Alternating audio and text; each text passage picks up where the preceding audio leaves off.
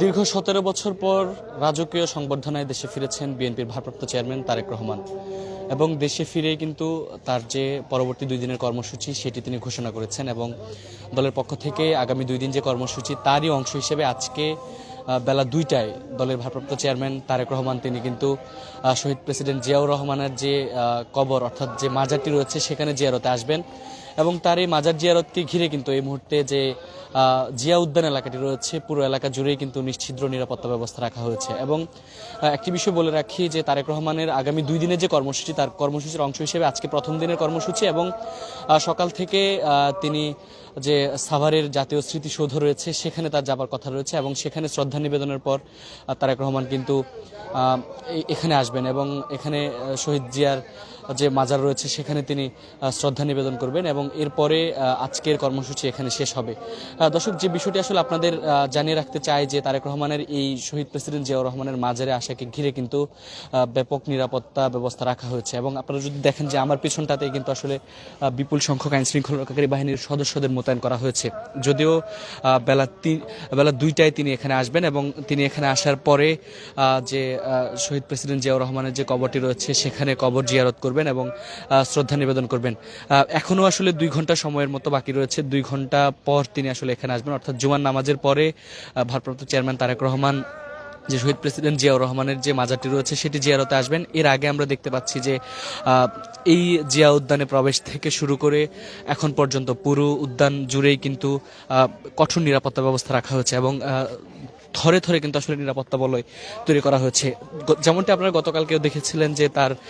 রাজকীয় স্বদেশ প্রত্যাবর্তনকে ঘিরে কিন্তু পুরো রাজধানী জুড়েই কিন্তু আসলে কঠোর নিরাপত্তা ব্যবস্থা রাখা হয়েছিল এবং সেই কঠোর নিরাপত্তার মধ্য দিয়ে কিন্তু তিনি বিমানবন্দরে অবতরণের পর তিনি বিমানবন্দর থেকে দলের নেতাকর্মীদের রাজকীয় সংবর্ধনার মধ্য দিয়ে কিন্তু তিনি তার যে সংবর্ধনা স্থল রয়েছে অর্থাৎ পূর্বাচলের 300 ফিট সেখানে তিনি গিয়েছিলেন এবং সেখানে তিনি কিন্তু তার যে ঐতিহাসিক বক্তব্য সেটি প্রদান করেছেন। দর্শক, দেখতে পাচ্ছেন যে এরই মধ্যে আসলে প্রেসিডেন্ট জিয়াউর রহমানের যে মাজারটি রয়েছে অর্থাৎ তাকে যেখানে তার যে সমাধিস্থলটি রয়েছে এর আশপাশে কিন্তু নেতাকর্মীদের জটলা নেমেছে একরকম এবং এরই মধ্যে আসলে পুরো নিরাপত্তার বিষয়টিকে প্রাধান্য দেওয়া হয়েছে। যেমনটি আসলে বলা হচ্ছে যে তারেক রহমানের প্রবেশ অর্থাৎ এই মাজারে প্রবেশের সঙ্গে সঙ্গে কিন্তু জনসাধারণের যে প্রবেশ সেটা অনেকটাই আসলে সীমাবদ্ধ করে দেওয়া হবে এবং এই বিষয়টিকে সামনে রেখে কিন্তু আইন শৃঙ্খলা রক্ষাকারী বাহিনীর সদস্যরা শুধুমাত্র জিয়া উদ্যানের প্রবেশ পথ নয় পুরো এলাকাটিকে আসলে নিরাপত্তার চাদরে ঢেকে রেখেছেন এবং আপনারা দেখতে পাচ্ছেন যে এখানে পুলিশের সঙ্গে পুরো উদ্যান জুড়ে কিন্তু আমরা দেখেছি পুলিশের সঙ্গে সেনাবাহিনীর সদস্যরাও কাজ করছেন, একই সঙ্গে বিজিবি র্যাবের সদস্যরাও রয়েছেন এবং আরো একটি বিষয় যদি বলে রাখি তার যে আজকে 2টি কর্মসূচি রয়েছে দলের পক্ষ থেকে যে 2টি কর্মসূচি ঘোষণা করা হয়েছে তার মধ্যে প্রথমত তারেক রহমান আজকে সকাল নাগাদ তিনি যে জাতীয় স্মৃতিসৌধ রয়েছে সেই স্মৃতিসৌধে যাবেন এবং সেখানে শ্রদ্ধা নিবেদন করবেন। এরপরে তারেক রহমান এই যে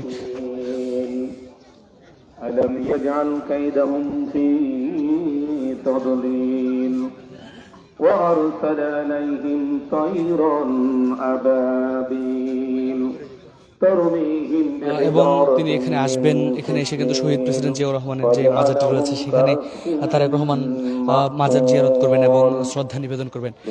সব মিলে এখন পর্যন্ত আমরা যেমনটি আসলে লক্ষ্য করেছি যে পুরো মাজার এলাকা কিন্তু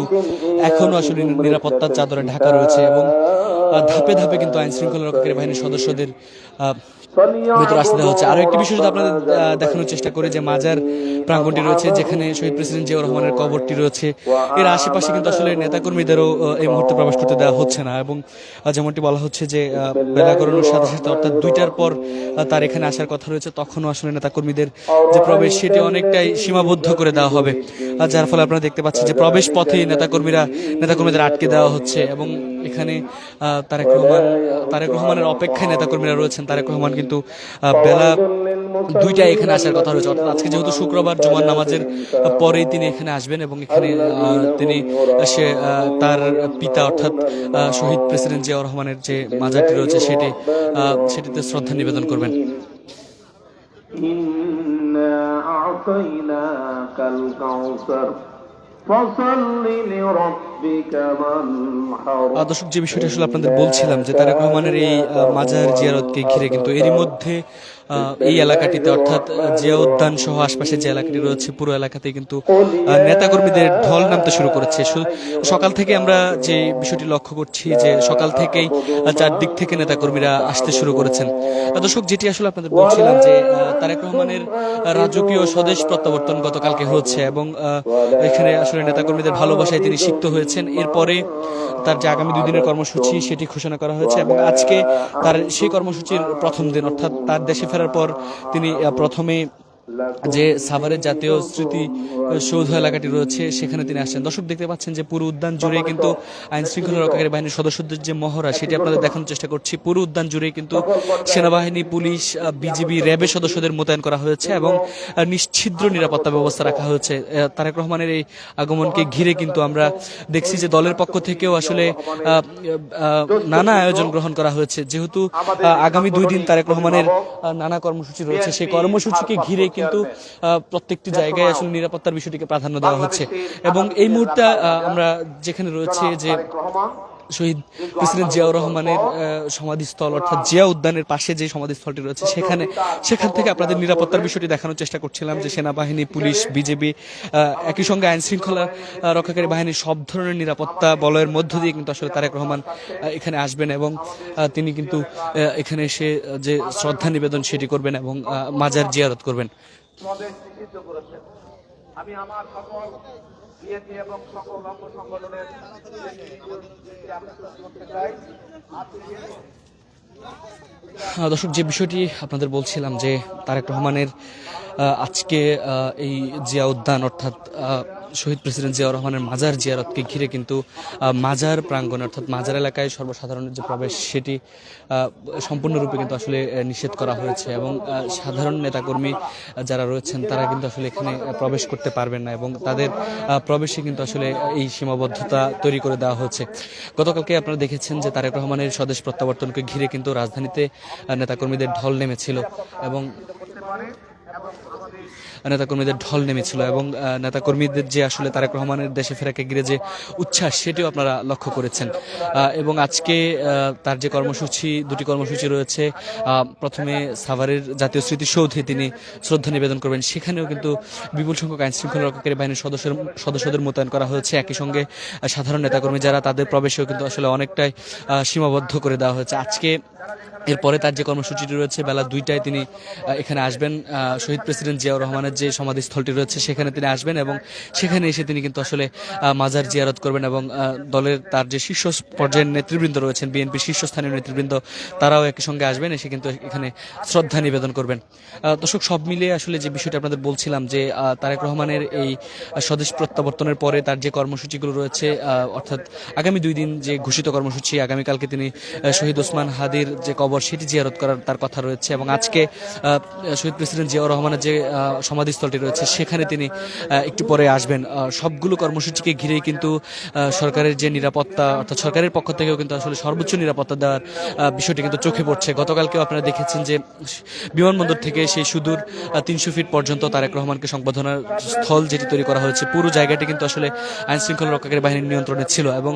বিমানবন্দর থেকে বের হবার পরে তাকে যে নিরাপত্তা বলয় তৈরি করে আসলে সেনাবাহিনী, পুলিশ, বিজিবি, র্যাবের সদস্যরা একই সঙ্গে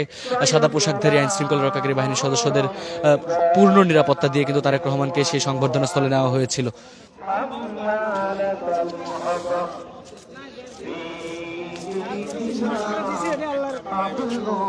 দেখতে পাচ্ছেন যে তারেক রহমানের